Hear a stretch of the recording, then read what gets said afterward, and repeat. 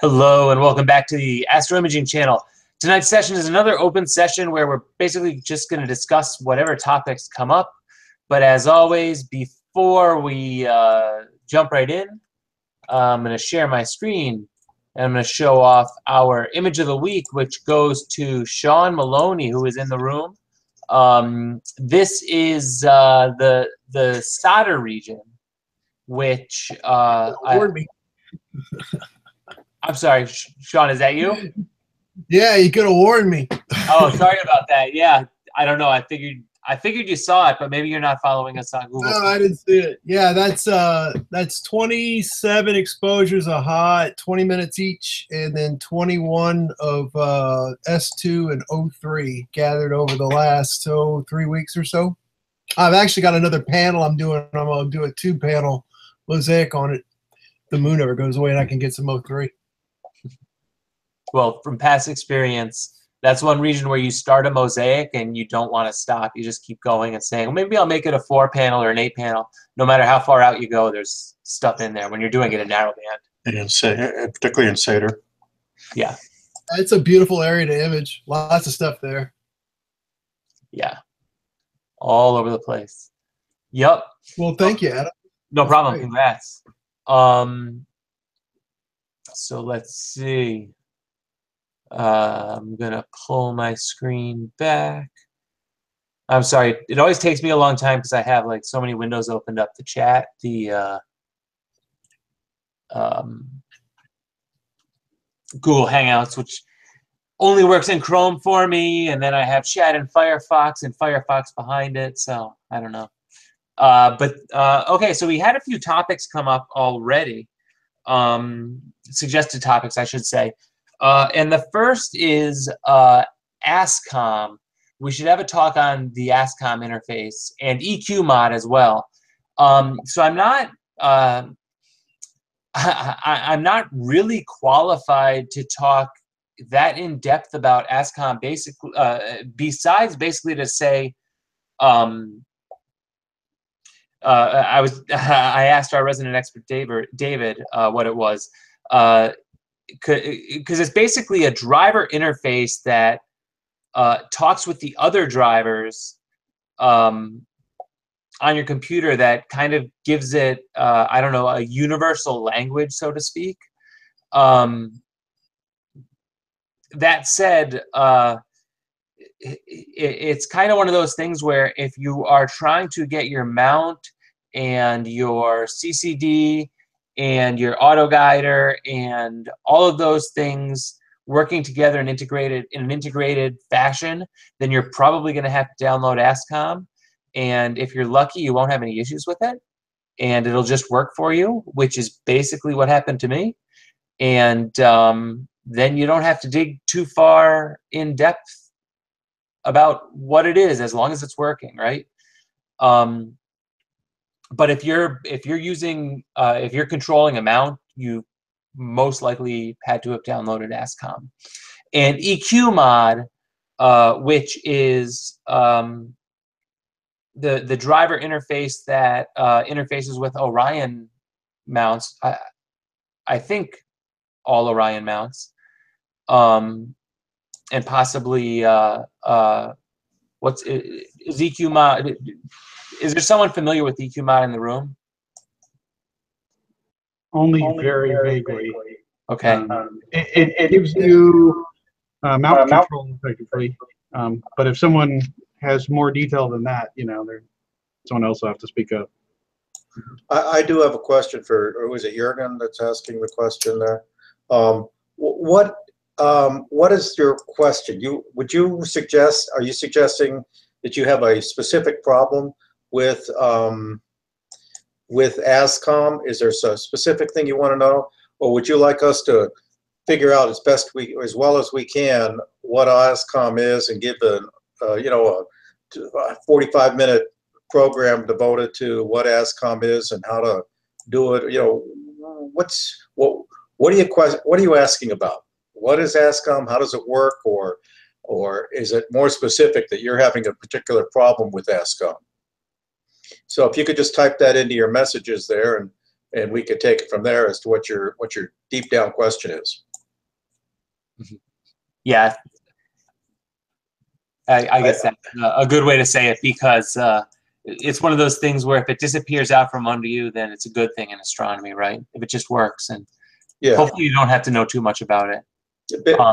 Basically, what you got to do with ASCOM is you got to download the Universal Translator, and once you've downloaded the Universal Translator, then all of your applications that use ASCOM send a command that makes sense on the input side of the Universal Translator. And it's up to, then you also download a bunch of drivers that speak the native language of the device that you want to use. And the Universal Translator doesn't originally know what your languages are in the individual devices that you want to use. But after you've downloaded the ASCOM driver for that particular device, then the Universal Translator knows how to tell it certain things, and boom, it goes from there and goes out to your device. That's what ASCOM is. So whenever you download ASCOM, you have two sets of things to download.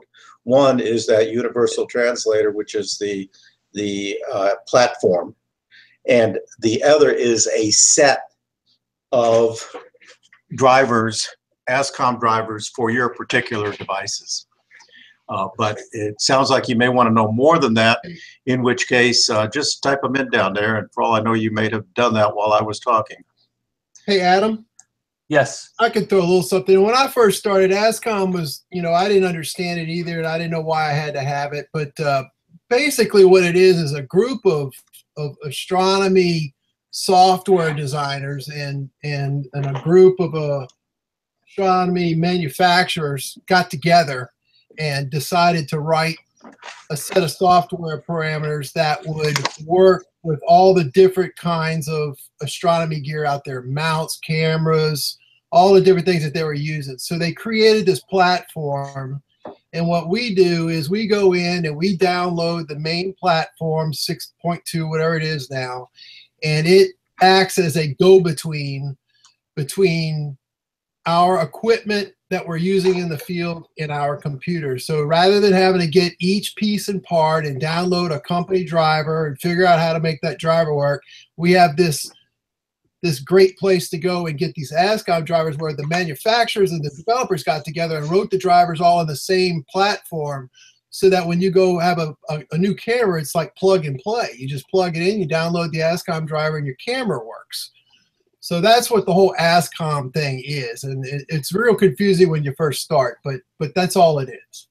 Yeah, actually, to just slightly elaborate on what you're saying, I think given that there's a bunch of technical people in this hobby, I think the other way to look at it is, if you decide to yourself you want to build your own mount, and you can actually do that, you have the skills to do that, you can set the drivers, or if you can interface it with the computer, you can set it to just send simple commands that ASCOM understands. So you don't have to fully, in other words, you don't have to rewrite all the software. They've got it all there for you. And it gives the hardware designers an easier way to interface with the computer. If that makes sense coming at it from the other side. Okay. Exposure times.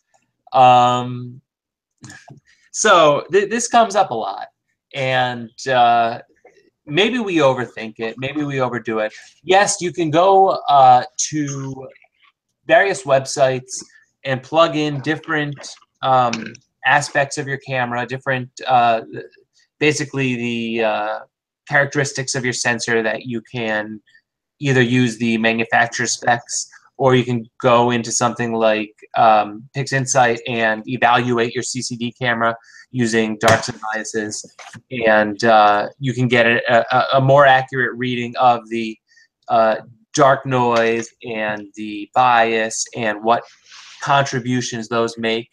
And you can plug them into this website, and it can basically tell you what the optimal exposure is supposed to be. That said, if you can look at a simple histogram and you've got the histogram separated from the left side where there's the histogram drops down and basically there's a space there between the base of the histogram and I don't know, the left side, you're fine. If your histogram is over to the right side, then you've overexposed. Even in the middle, you've overexposed. Different cameras lose linearity at different points of that histogram spike moving to the right. And the most important thing to make our calibration math work is to maintain that linearity. It could mess up a lot of stuff once you go nonlinear, which basically means it's no longer this many photons equals this many electrons equals this many ADU. It starts to fall off at some point. So basically, you want as short of an exposure as you can keep, because the more exposures you take, the more it's going to average out things like satellite trails and airplane trails and, I don't know, raccoons bumping up against your mount, whatever it may be.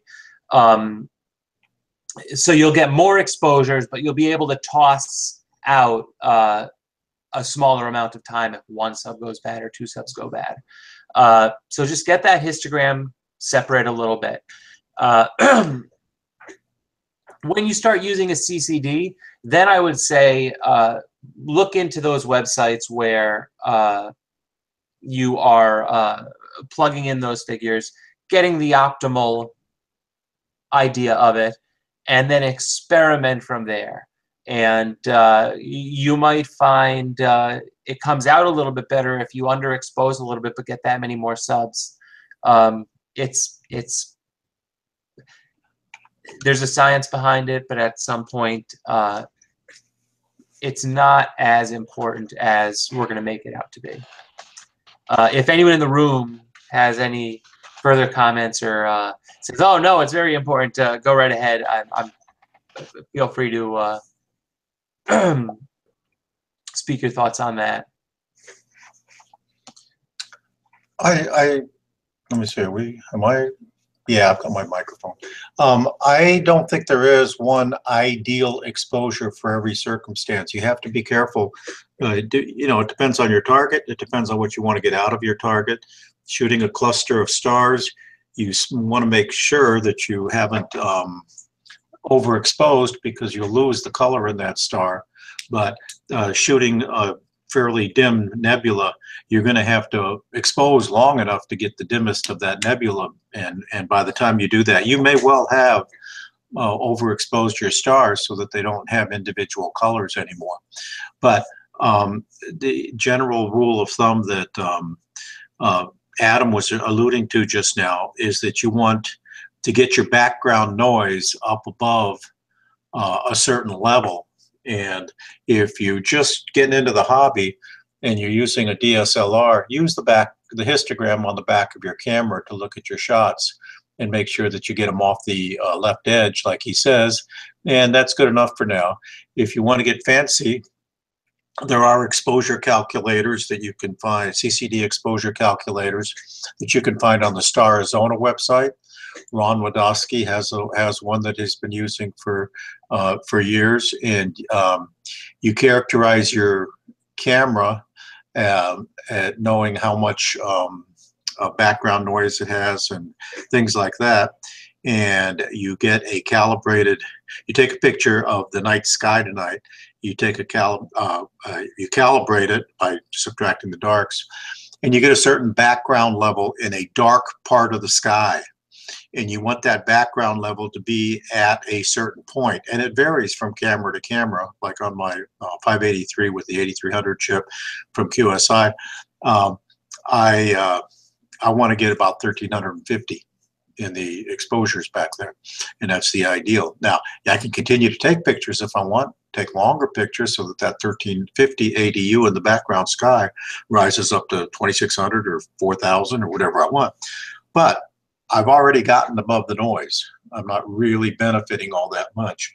And for all I know, some doggie's going to come by and kick my tripod, which would, because that's probably not true because it's actually a big cement mounted pier and stuff like that. But you know the idea, lest a satellite come across or something like that. Then it's time to go on to the next exposure. So there is no one answer, but there's a lot of good calculators. I'd suggest Starizona's or Ron Wadowski's. And you can also get SGP if you've entered all the parameters for your camera. It'll tell you what your ideal exposure would be. PixInsight has a way to calculate that. That's in various places. So there is no one answer. It depends on the darkness of your sky too, very much. Thank you, Alex. After exposure times, we were discussing in the room before the session, somebody in the room got a new computer. Basically for processing, and maybe I'll call him out and make him tell us a bit about his new computer. Whatever specs you can tell us about. Yeah, I guess you're talking about me. Yes, Eric. My processing computer was like 5 years old, and it was Windows 7 and starting to show its age a little bit. And I probably installed so much junk on it over the years that I probably messed it up a bit.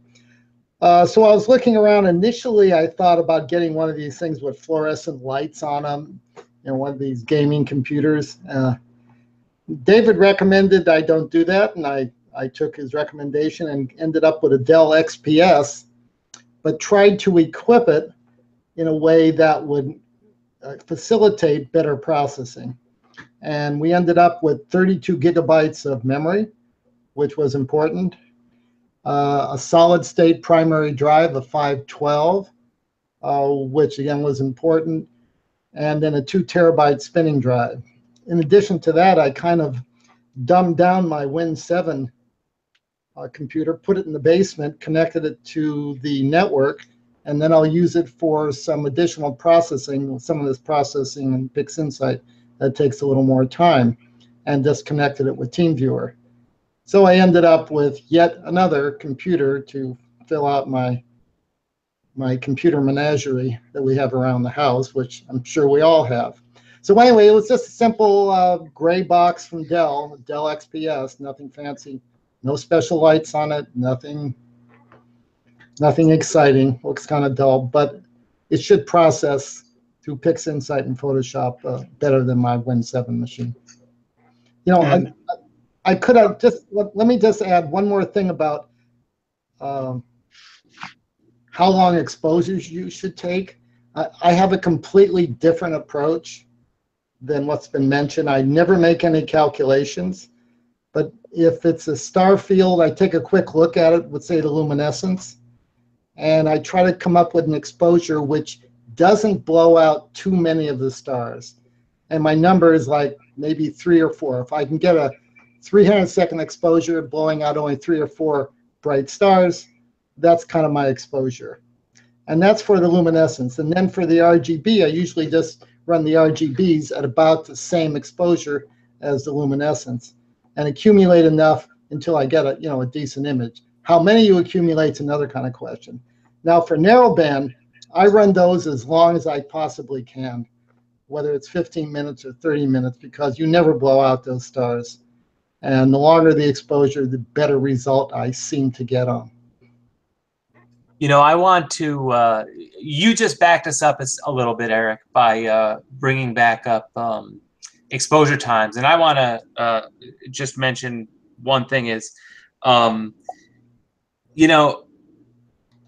when you're judging your exposure times, there's a benefit to having it be, say, 180 seconds or 5 minutes or increments of some sort of something that makes sense. And I'm almost certain that if you were to go through all the math and determine what the perfect exposure is going to be. It's not going to fall in one of those convenient increments, and you're going to have to take different darks of different exposure times. So even though we're determining what the proper increment of exposure is, at some point, or almost certainly all of us kind of say, oh yeah, well, forget about that 72 seconds, I'm going to take 60 seconds. So I just wanted to, since we had backed up a little bit on the exposure times, and that was something that popped into my mind, I wanted to bring that up, which probably just kind of says why I say, do all the math, figure it all out, but then you're still going to make some compromises, and it's not going to impact it that much. But moving on to the PC for processing, basically I'm probably in a similar place to where Eric was. I've got a great PC case sitting right here.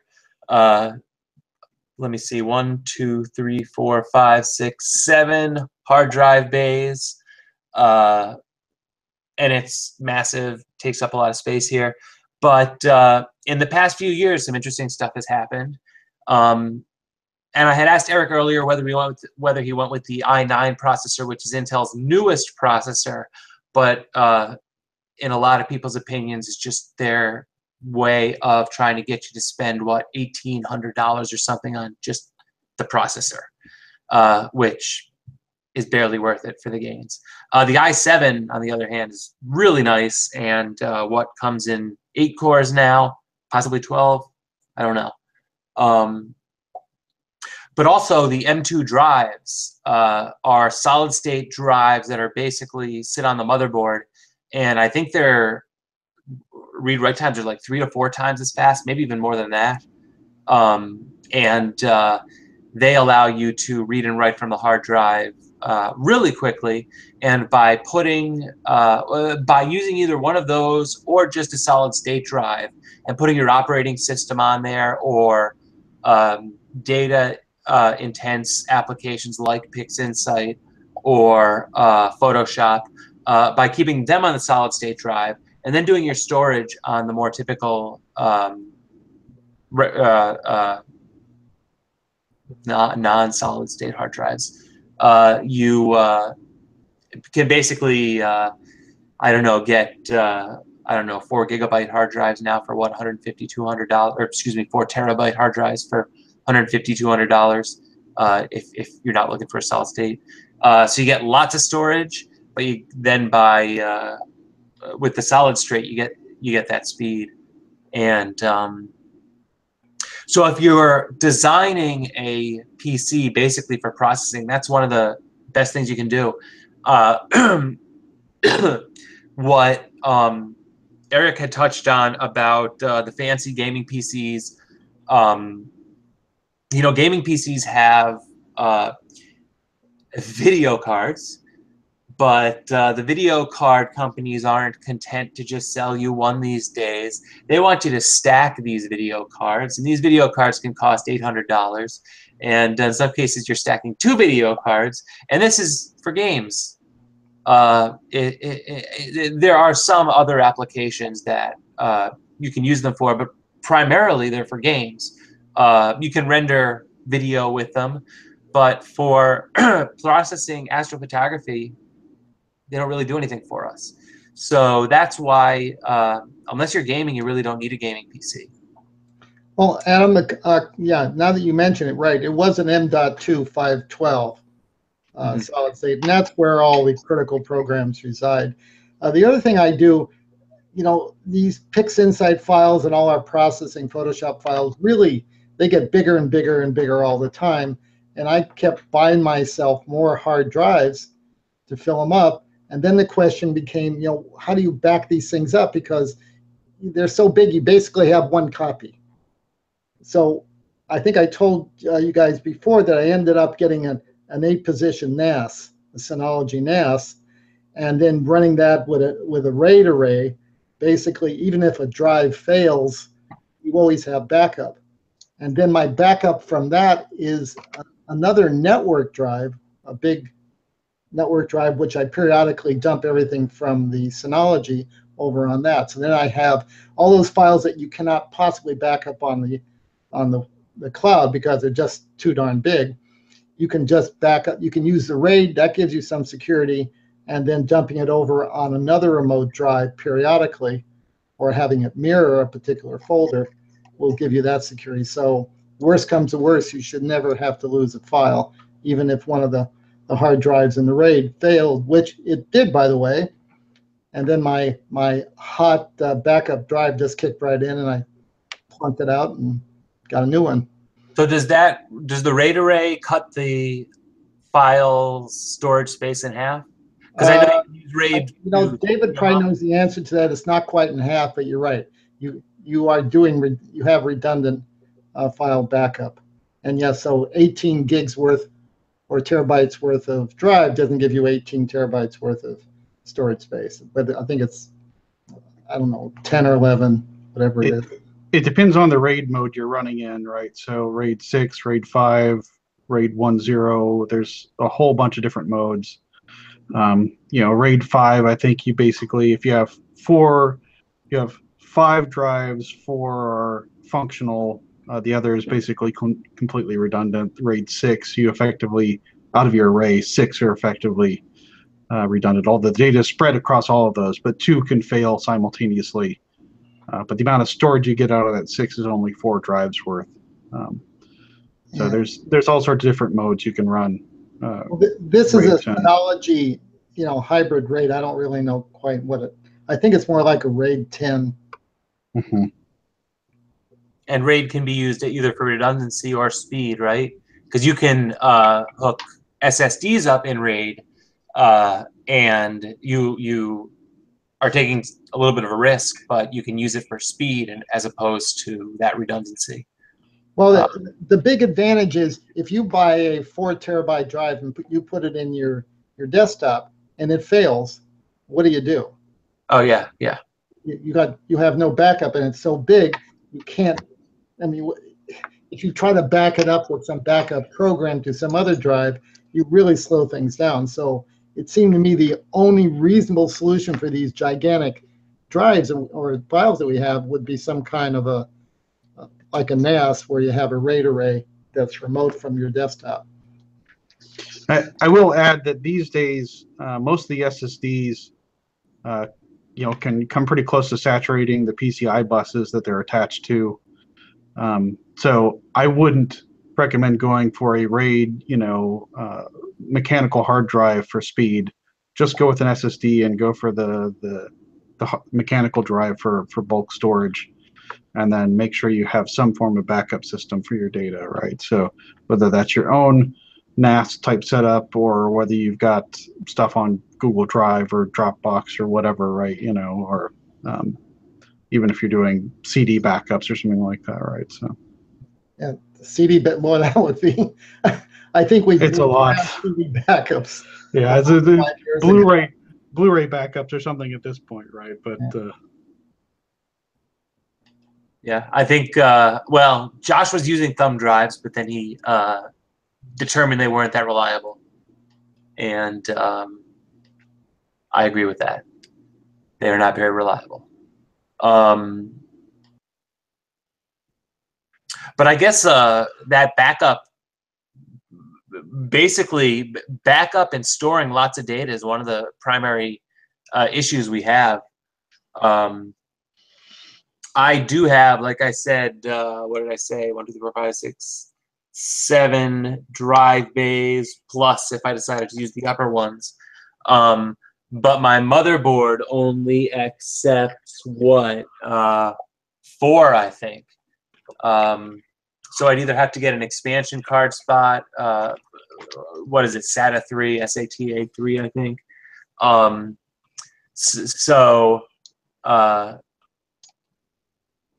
It takes some thinking about. There aren't many. I don't want to say that there aren't many companies that don't sell these types of computers off the shelf. There are, but a lot of them, if you want to customize them to that extent, they charge a lot of money for them. If you can build your own, which is something I really enjoy doing, you can really get exactly what you want out of it.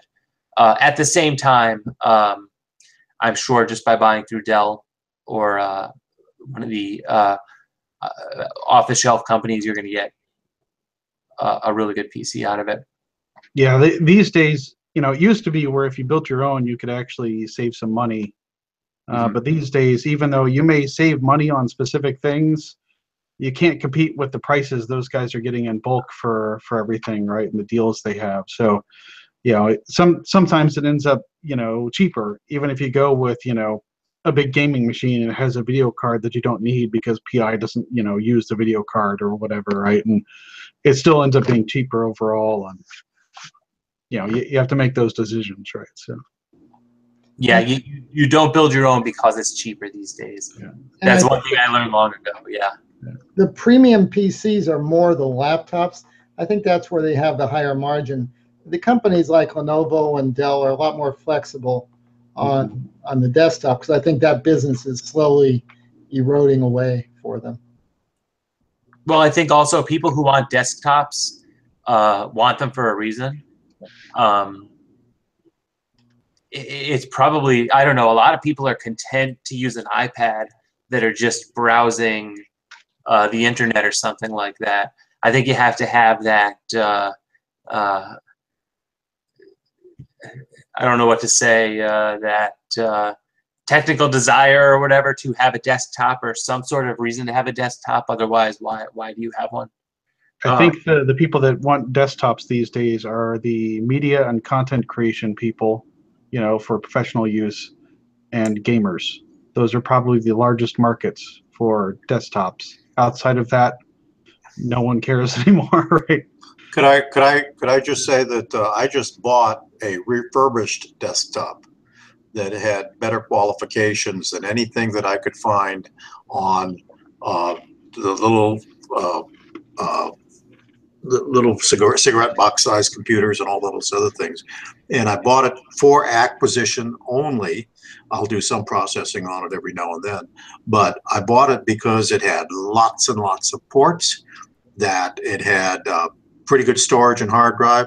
It had a lot of empty slots that I could play with, and for $175, why not?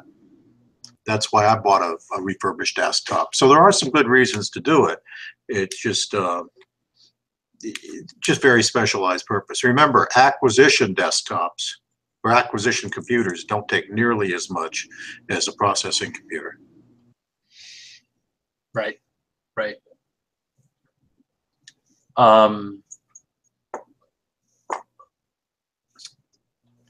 I'm sorry, I was muted. I looked at my RAID and I have 4 6-terabyte spinning drives, and I have actually 18 terabytes of storage. So you basically lose 1 because of the RAID. Yeah, I don't remember what that RAID mode is called, but yeah, it basically means one whole. Yeah, basically means one whole drive can fail, and you won't lose your data. So you could hot swap in one whole drive and it not be an issue. Actually, I had what's known as a hot backup in there, and one drive did fail, and I didn't even know it because it didn't send me an email until I looked over and saw it was dark, and nothing changed. And then I sent it in, and they sent me a replacement.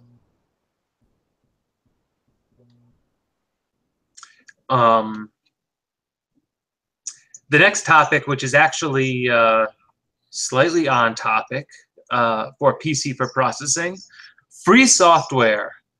What free software have you used? And I'm just going to have to go into basically the free software that I used when I started out, before I realized how expensive this hobby can be, not just on the hardware side, but also on the software side.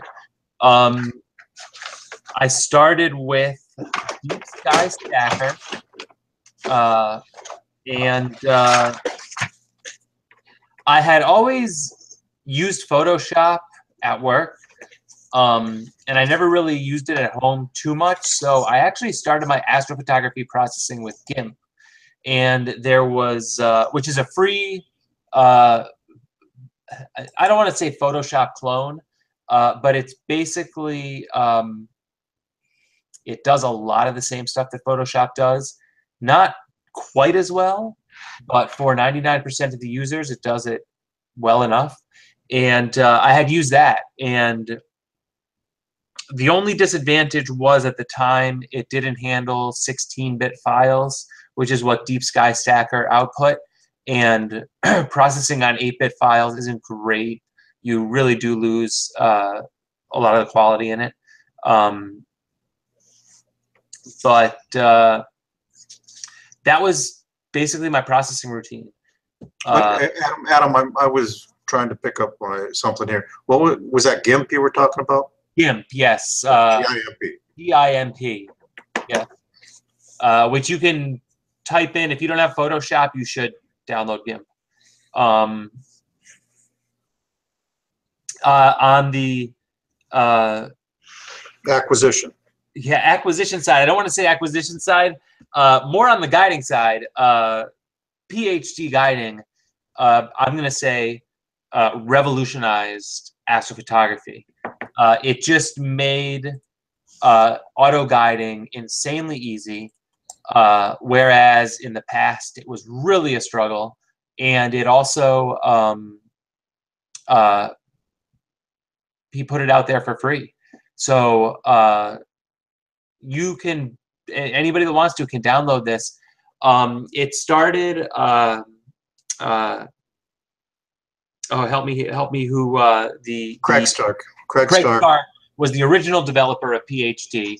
And he developed PhD 1, and then Andy Galasso and a few other people took over the development project and came out with PhD 2, basically in an open source way in which people use the software and respond back what's working if there's any issues with it. And they're really on the ball about repairing issues. And PhD 2 unlocked a whole lot of new features and gave us easy polar alignment, all sorts of stuff. Really just an unbelievable piece of software. I still use it. My auto guiding is free with the exception of my hardware. And it would take a lot to get me to switch away from PhD guiding. It would take a whole lot. Integrates with Sequence Generator Pro. So basically they give commands back and forth to each other so that it knows a bit more, whether it's settling times or dithering, Pausing. Yeah. I mean, there's by getting better communication between Sequence Generator Pro or any acquisition software and the guiding software, you can just unlock a lot more features, and it basically does it. And even it'll tell Sequence Generator Pro when it's done. So Sequence Generator Pro doesn't have to automatically assume that it's done with something. Excuse me if that makes sense. And the residue of my cold is coming out in my throat. Sorry. So what do you use for controlling the camera?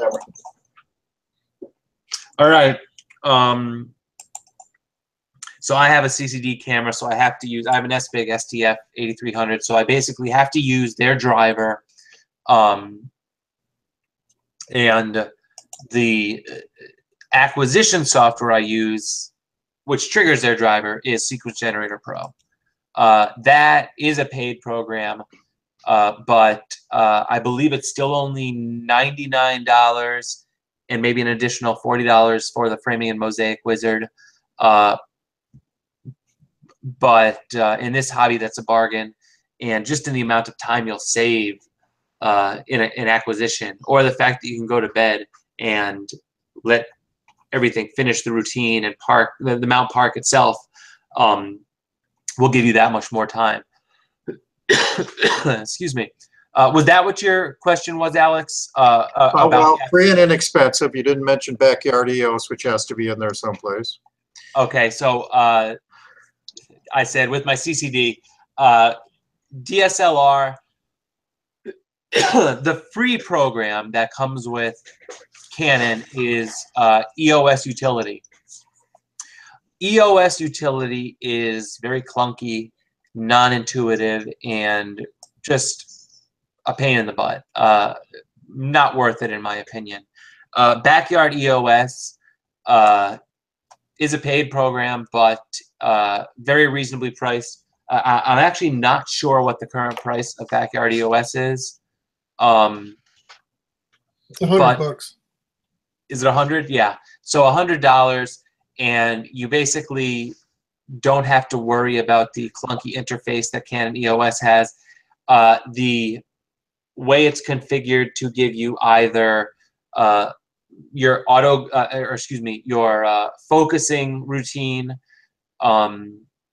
or the ability to put crosshairs on the screen. There are a number of different things that just makes it very astrophotography centric. So if you're aligning your mount, you're not going to end up taking the camera off and putting it back on.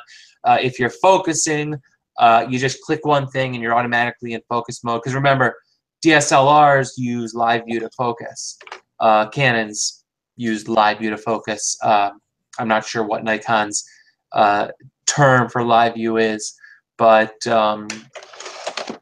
basically you're focusing on a bright star, possibly with a Batinov mask or some sort of focusing mask, and then recording a video.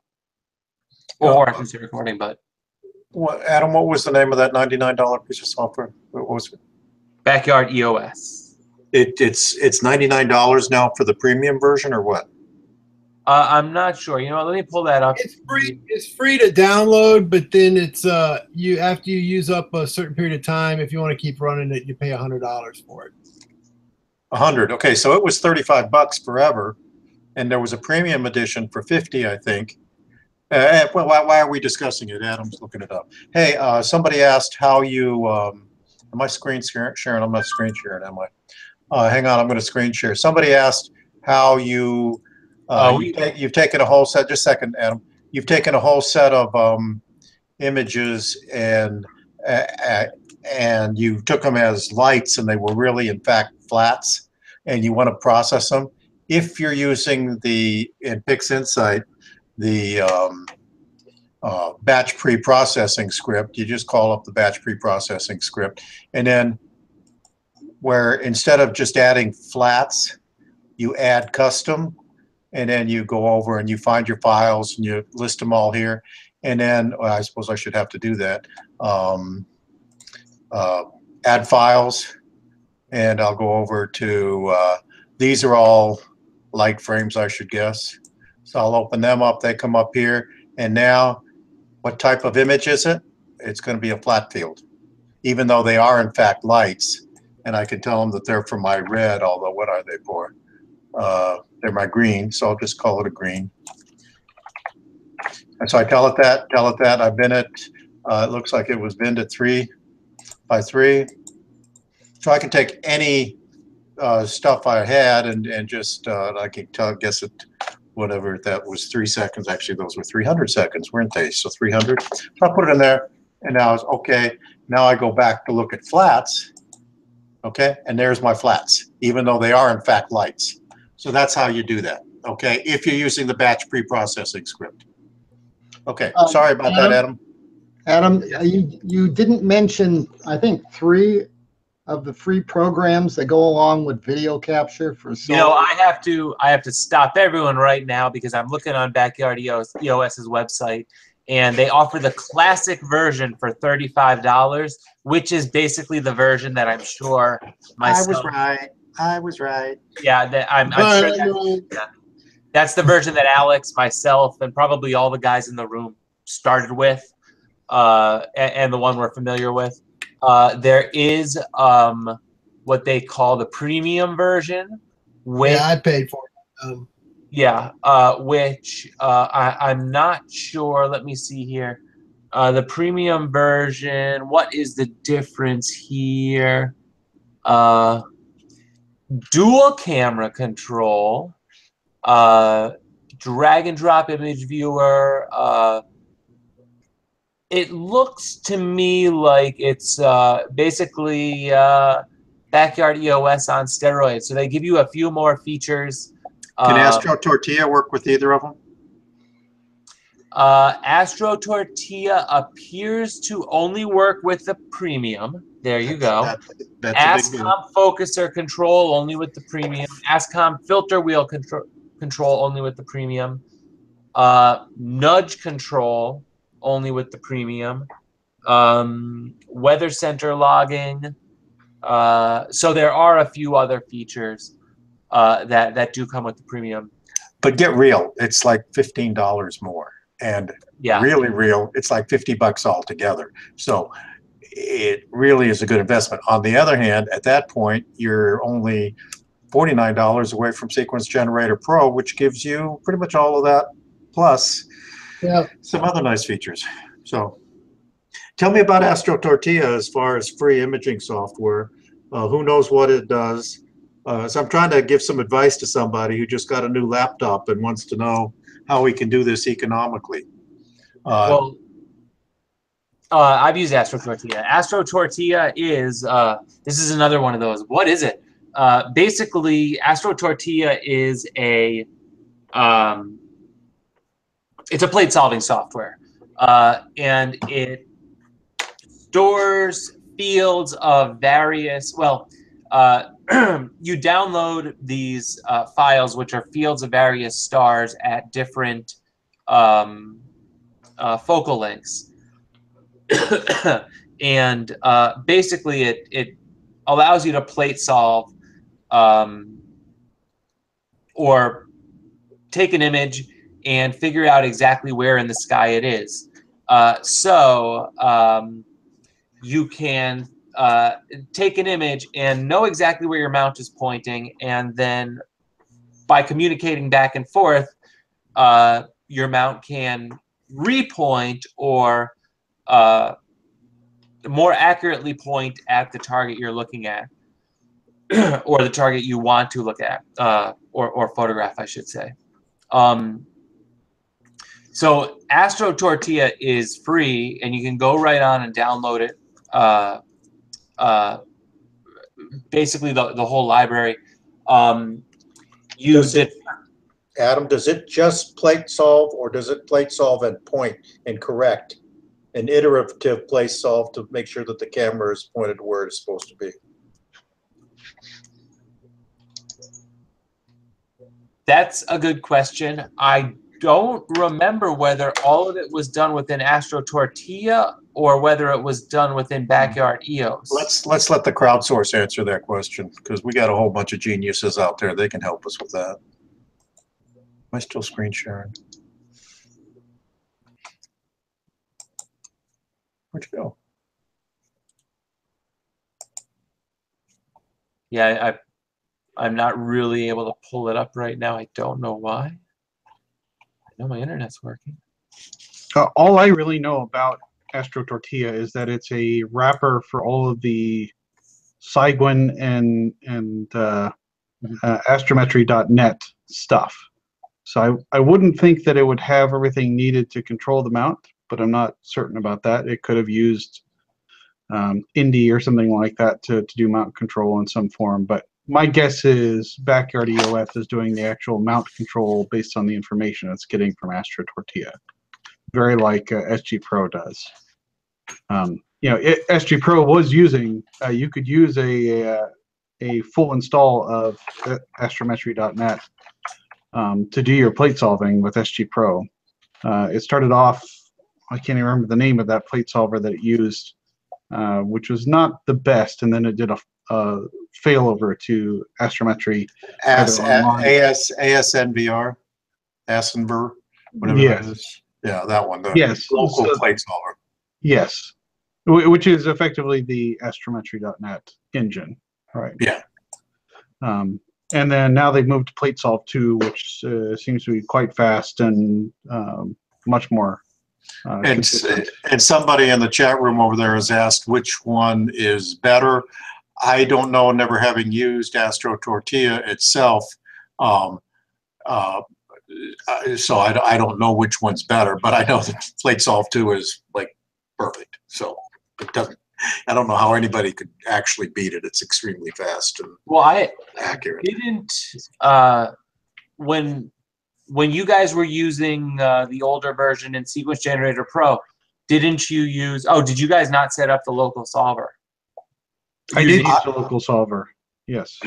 So didn't you use Astrotortilla to install the local files or to install the astrometry.net files? No, not exactly. I used Pinpoint, and so it was a plate solver all in and of itself. No, the local copy had a lot of things in common with Astrotortilla. I mean, they're using the same solver under the covers, right? But they are slightly different installs. Like I said, I never used Astrotortilla with Backyard EOS, so I don't know exactly where the mount control is being done. But at any rate, David has answered over there that there's iterative solving. I think it's Dave J. Watkins keeps correcting as many iterations as you tell it. So, okay, I'm going to summarize. I asked a question a little while ago. What software would you put on a computer if you were just starting off and wanted to do it as inexpensively as possible? And my answer is going to be, for acquisition, I'm going to get PhD guiding, and that'll guide my scope. Astrotortilla will point my scope. Backyard EOS, the Premier Edition, which is $50. Although for all of that there, I might just go to SGP, which is at $99, which really isn't all that much to pay.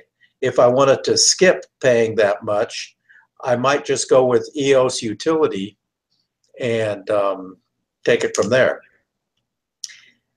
Then I would buy Deep Sky Stacker and GIMP if I wanted to process my stuff. So that's my answers to this fella, right? Thank you, Alex. That's your answer to your question. Adam? Yes. Let me put in a short commercial for those of us that sometimes do video capture for solar or lunar or planetary. For capture, fire capture, universally known, free. For processing, either Registax or AutoStacker. Both have their advantages, disadvantages, and both free. And I think we should probably throw in just for mount control Stellarium. Ah, yes, very good point. Which I used, I mean, to kind of see what's available, I always kind of peruse Stellarium along with what's on AstroBin to kind of guide things. But I know it also has a mount control part, which I don't use, but I've heard is reasonable. So those are 4 additional programs. I use Carts to CL to do the same thing. I was going to say Carts to CL is another really good one, planetarium program and mount control. Cool. Thank you. There's also AVI. Stellarium's prettier. Yeah. And fire capture, Registrax, AutoStacker, and AVI, they're all for planets and lunar and solar. Right? Yeah, Yep. that's correct. Okay. You can't really process, right? Yeah. With any of the regular programs. Not a lot of pain. Questions about past episodes. Where do I ask questions about past episodes? Well, if you have a specific question that you will need to talk to the presenter of that episode, go on the astroimagingchannel.com, click the contact form. The email will come to me, and I will forward it to the presenter. If you just have a general question about a past episode, then basically this is where you should ask it. We do these open sessions kind of frequently. Sometimes they turn out better than others. I think this one's turning out kind of well. We're getting a lot of good questions, and we're able to at least discuss some stuff. But yeah, this is your opportunity if it's something that we can answer. Specific to the presenter, use the contact form. And one of my favorites, and I was able to dig this up. Let me think of how I have to share my screen here. Entire screen. Power. What do you do about power? Because almost all of us need to stop me if you can't see my screen. It should be in presentation mode. So almost all of us benefit from driving to darker skies. The lucky ones out there live in the darkest skies and never have to move their telescope. But if I want to shoot good RGB, I've got to drive half an hour, 45 minutes away, just to get away from the light pollution. So basically, I can't plug my mount in anywhere. And I would have to basically go all on batteries. So what kind of batteries and what kind of power setups do I use? Well, one of the things that I found important about my setup is I like using the same power supply when I'm in the observatory as when I go portable. The reasoning for that is if I'm on AC power in the observatory and then I unplug something and I unplug something else and I take everything with me and I go out portable and I bring my battery and my battery's dead, or I forget a wire because I was confused between what I needed AC and DC. It's easier to just know that I have to take everything that's all hooked up with me. And basically, I have my battery permanently charging on kind of a smart charger. And I basically, when I want to start up, I go out to the observatory, I turn everything on, and walk back in, and I can control everything basically from inside. So I don't have an AC switch or anything that I control remotely as much as I'd like it. So I've determined that to get enough battery power to run my gear for 2 days, I need, I believe it's 115 amp hour battery. That gave me 2 days safely, but it didn't run my laptop because the laptop really consumes about as much power as all of my other gear combined.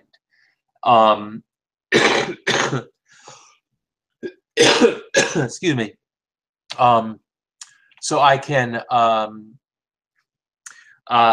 so I basically end up bringing another battery to power my laptop if I need it. You know, the laptop has a battery built in, but that'll get me 4 to 8 hours if it's actually running, less if the lid's open, but it is what it is. So one 105 or 115 amp hour battery to run all my gear, and then one other, I think it's only a 45 amp hour battery to run my laptop, but it gets me by. And usually if I'm, no matter where I am for 2 days, I will be able to plug my laptop in somewhere to charge it a bit, just to give it a little bit more juice, just in case. So to make it more convenient, I use power poles. And there's a few different methods that I've seen people use. You can use the simple method, which is basically just a distribution hub, a rig runner that has independent fuses. You can specify the fuse based on the power requirements of the gear that you're running. It's basically that simple. That's a distribution panel. You can bolt that right onto the side of your battery box, or you can mount it on the top of your mount so it actually moves with your gear, and you can limit the number of wires that have to go up through your mount. That's becoming really popular these days. The fewer wires passing through the mount, the better. And with people running their computers on top of their mount,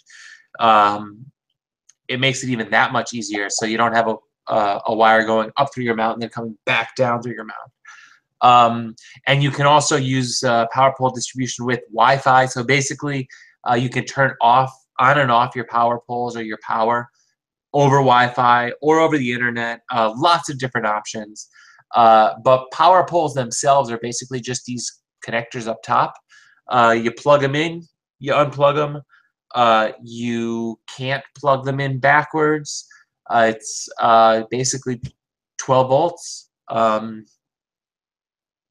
Very little you can mess up. You use the proper fuse, and you're basically safe.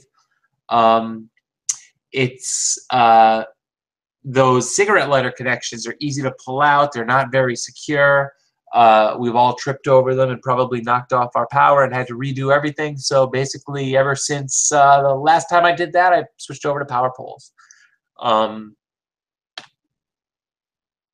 And only because this is a really cool gadget to have. This will tell you, first of all, the voltage of your gear. So if it's under load, you can basically see if you're getting a power drop, which tends to happen as the battery dies. But it also tells you your power consumption, so you know about how long your gear is going to get by. And you can buy this for, I don't know, $50 to $80 on the Anderson Power Pole official website, I guess you could call it, or you can go to like one of these cheap hobby websites and buy one of these for $10. So take your choice. It's basically the same thing with a little bit different of a plate in here. But yeah, that's my power. That's my power presentation right there. I don't know. I think having seen a lot of the people's power supplies and whatnot, I think everyone's using basically the same thing. It's just a matter of how they're configuring it, whether it's on top, underneath, wherever it may be. Power's last on my list. How many darks? Hey, Adam, before you Yes. leave power, I can show a picture of my setup. If you don't mind. Share my screen real quick here. All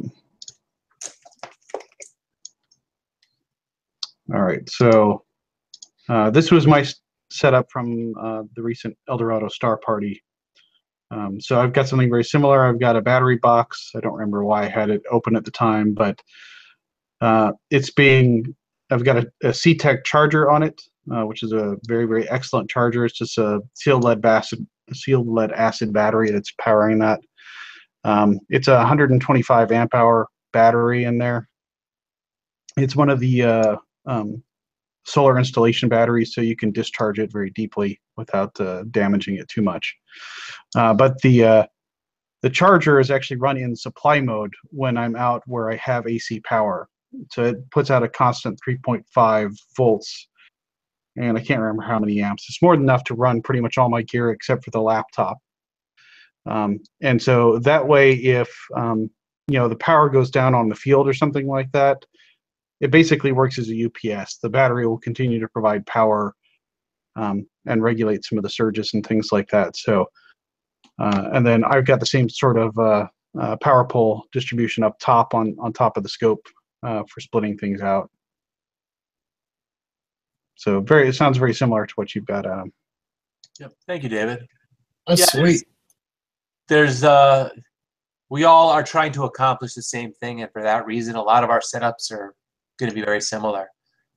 Which I don't know, when you see a few similar setups, I would say don't reinvent the wheel unless some awesome technology comes out. But one thing I've learned is no matter what you do or how smart people get, batteries are still heavy. And with a 115 amp hour battery, that's like 60 pounds, right? There's no easy way. Yeah, those sealed lead acid batteries, especially in that capacity, are very heavy. I think mine's 67, something like that, right? So, Yeah. So. Lithium iron phosphate would be much nicer, but that's very expensive still. So. Yeah. So darks, how many of them? There's no firm rule on how many darks you have to take. Let me read the question. If you have a long exposure, say 10 minutes, do you still have to take 20 to 30 darks or just 10 darks at 10 minutes? If you're taking 5-10 minute subs, then 20 to 30 darks. Okay, so Yeah, can I take this one? Go right ahead, Alex. Okay, I already typed in an answer, but I want everybody to go back and do your homework from last week. Remember when we talked about statistics and we talked about getting rid of the outliers and we talked about standard deviations and distribution? In order to get that stuff to work, you have to have enough samples. If you've only got one sample, then you can't throw out the outliers. If you've got 5 samples, you can throw out the outliers, but you don't have a lot of information left to average out in between. So yeah, you still need to take a lot of darks, even if they're 10-minute darks. I'm imaging with my narrow bands, and I'm taking half-hour exposures. And yes, I should be taking half-hour darks, and I do take half-hour darks for them. On the other hand, I don't have to take them at night. With a regulated cooling camera, as long as it can get down to the proper temperature, I can take them anytime I want. If I want to match what I was taking with the DSLR, which is non-regulated, I can go put it in the refrigerator. Secondly, many of our astroimaging processing programs, like PixInsight, will actually analyze the image in your dark, find out how much noise there is, analyze the image in your lights and your flats and everything else, find out how much noise there is, and match your lights and use the proper darks. And so you could take a 10-minute dark and use it on a 5-minute light using that kind of work.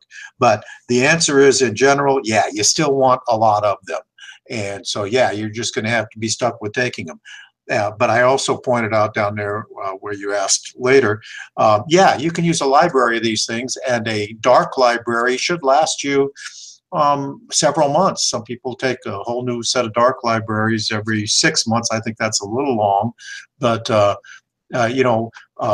cameras do change. If you remember from about last week when we talked about hot pixels and cold pixels, sometimes things just go weird at different times, and you might get some new cold pixels that you didn't used to have 2 months ago, so it's time to redo it. That'll be something that you'll have to decide for your own good what its value is. Okay, thank you. Thanks, Alex. And I'm just looking at these questions here, and actually it goes on a lot longer than... They're really confused, aren't they? There's like lots and lots and lots of topics there. Yeah. And we're not going to have time tonight to cover those topics, but I don't have a session scheduled for next week. I sent out a few emails hoping to get somebody, but if I don't come up with anything, what I'll do is continue this conversation, because there were a few things that even we spoke about in the past few minutes that stimulated all sorts of new thoughts. I want to get back to Jürgen, because I don't know if he's left us now, but he did get back to us at one point, and he says that he uses Indy. He was the person who asked about ASCOM, and if you understood what we said about ASCOM, I believe Indy is essentially the same kind of a system where it translates commands from the acquisition programs to the various drivers for your individual equipment. So I haven't used Indy myself, and I can't really compare it, but I did want to bring some kind of conclusion, because we asked him to tell us more about what he was asking, and I think that's what he wanted to know, some differences between ASCOM and Indy. So there. Thanks, Alex. And like I said, I don't want to go on forever tonight, so I'm going to say I just did save this conversation, or the chat conversation, and it'll give us a start for next week. I want to say thank you guys all for coming. Remember to submit your images on our website, and you'll be in consideration for Image of the Week. And I guess that's it. See you guys all next week.